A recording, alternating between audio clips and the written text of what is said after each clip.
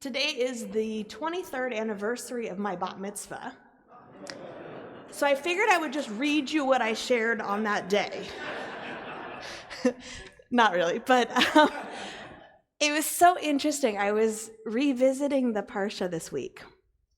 And some weeks you open up the Torah and you think okay, what does this parsha, what could it possibly have to say for today? These are some obscure laws, some obscure teachings. How do I interpret this to be deeply meaningful for this moment? That's the opposite of our experience this week. The story of Korach feels like it could have been written for this precise moment. So I want to do something a little radical today. I want to just learn Torah with you. I want to do a deep dive on the story of Korach. What happened, what our commentators have to say, and then 2 granular lessons that come out of it for us as we live our lives.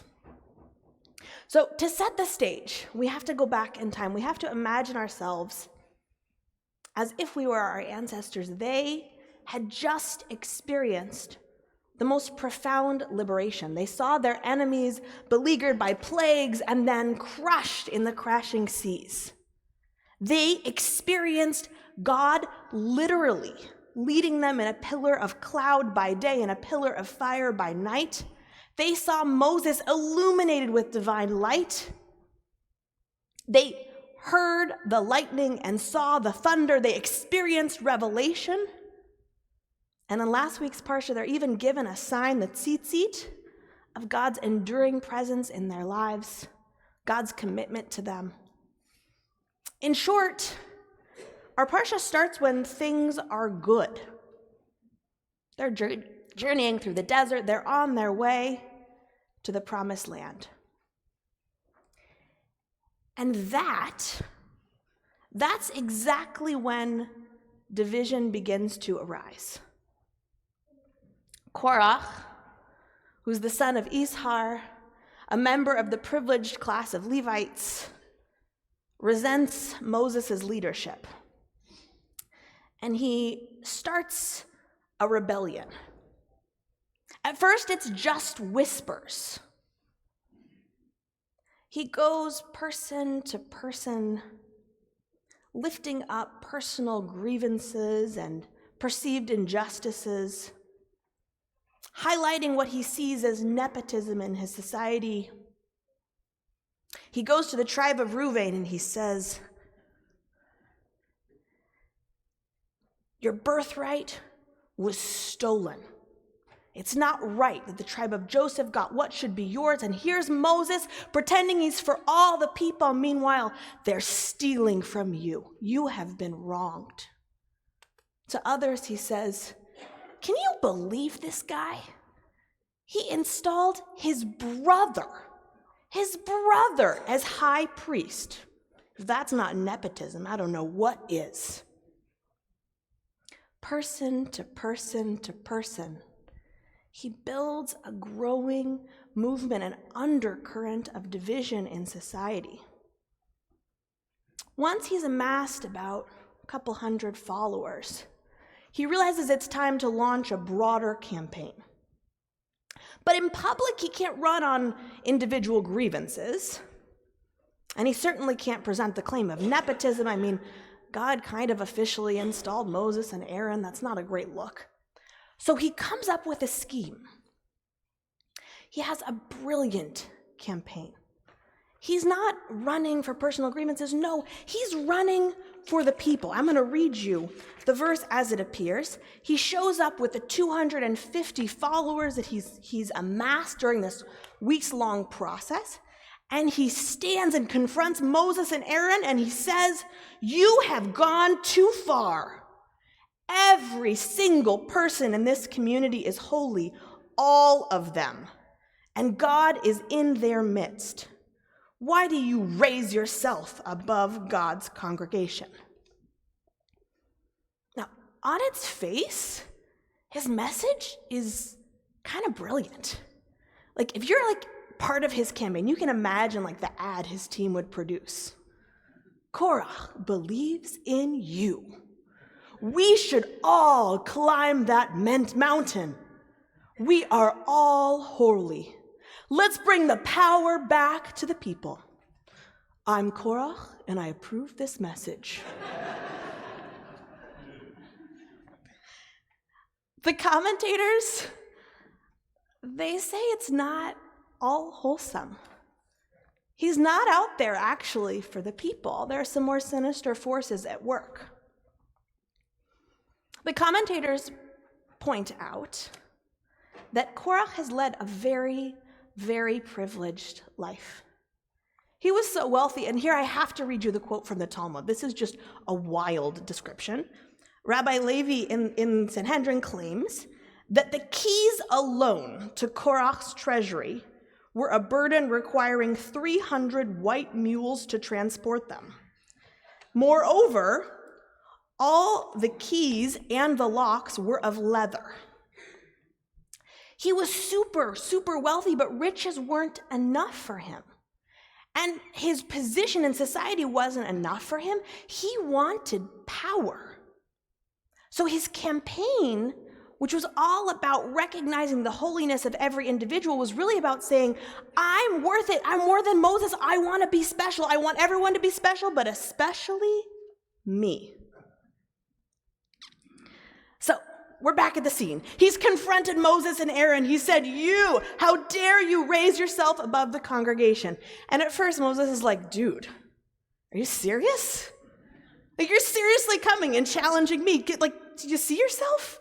You're part of the Levites. You're not just an ordinary Israelite. Like, you're actually part of the leadership. You actually have special duties. You actually get to do ritual and have proximity to God. You're special. And yet you want to be like everything? You want to have every role? Are you serious?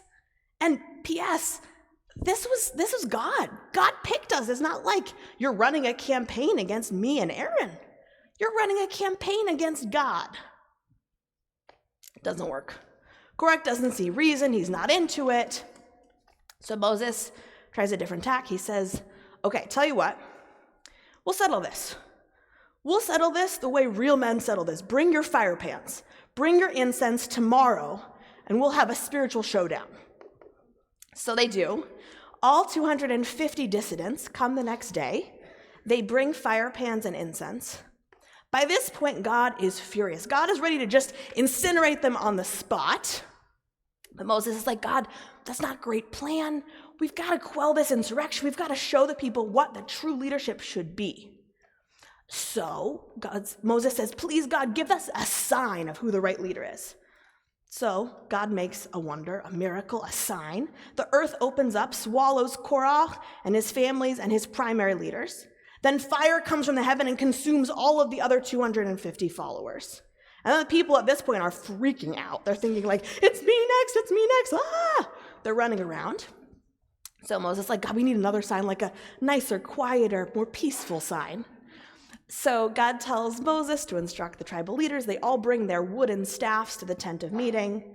They leave them overnight. The next day it's magic. 11 wooden staffs of tribal leaders look exactly the same, and Aaron's has sprouted almond blossoms. There's never again another rebellion. It's kind of a magical, hopeful ending. The people all see who the true leader is, and they live happily ever after. Why this whole long saga? I think there are two really important lessons that we need to take from the story of Korach. The first is this: it's about leadership. In every generation, and often more than in every generation, there's a leader who rises up with promises that are too good to be true, with a campaign that seems wholesome on its face, but is actually motivated by bad intentions. And Korach says to us, we're all susceptible. It's really easy for us all to lose our way in the face of what seems like a really good case. I mean, take the Israelites. They literally experienced the Exodus. They literally saw God. They literally experienced Torah, and they were swayed by Korach. So what about us? This is something I see often. I often feel like I get to be a translator between generations. And one of the things that's happening, especially now, especially around Israel, is that we have these conversations where we just don't see each other, where people who have lived through more history, who've experienced more of this world, say, how can you think this? And the younger generation says, how can you think that? Korach reminds us that there are going to be false testimonies that come forward, that there are going to be people that come forward that have really compelling stories and that sway part of our community. And we don't just give in to that, but we actually do something really important and even deeper and even stronger. The rabbis teach that Korach, the lesson of Korach, is not about don't have rebellions. The lesson of Korach is about learn to have thoughtful disagreement, learn to have thoughtful conversation, learn to engage on the issues that matter most. You can't just give over your community to a Korach. You can't just give over your community to a leader that's not in it for the right reasons, that's not working for the best interest of the people. But at the same time, you can't just ignore the people that bring a rightful claim. We have to have thoughtful conversation, thoughtful dialogue. We have to work together to see across our differences to be able to find the future, the path forward. The second lesson from Korach is personal. How did he sway all those people? It wasn't just his campaign. It wasn't just that he came in promising, we're all going to go up the mountain, we're all going to be holy. No, Korach found their personal points of pain. He heard every person's story. He amplified their perceived sense of injustice. He felt their pain and he saw them. So the second piece of work that we have from Korach is personal. That second piece of work is for each of us to do the internal processing to know what are our pain points. How do we see the pain that happens in our life? How do we process what happens to us in a way that we cannot be manipulated? It's so easy to say, oh, I feel this way because of that, because of them, because of that reality. It's much harder to take responsibility, but when we can do that, we're no longer as susceptible to the Korachs in our midst, and we're able to really move forward to the promised land. So here we are. We've closed the book of Korach. There are still Korachs in our world. Our world is a mess. But our prayer for this moment is that all of us will be able to do the inner work so that we can be awake to the true signs of leadership that exist around us, so that we can have the really important and thoughtful dialogue that'll allow us to see through bad leadership and towards the promised future that is ours, that we'll be able to do the promised intentional work of healing on our own hearts so that we can't be manipulated. And dear God, please send us Moses. We rise, page 108.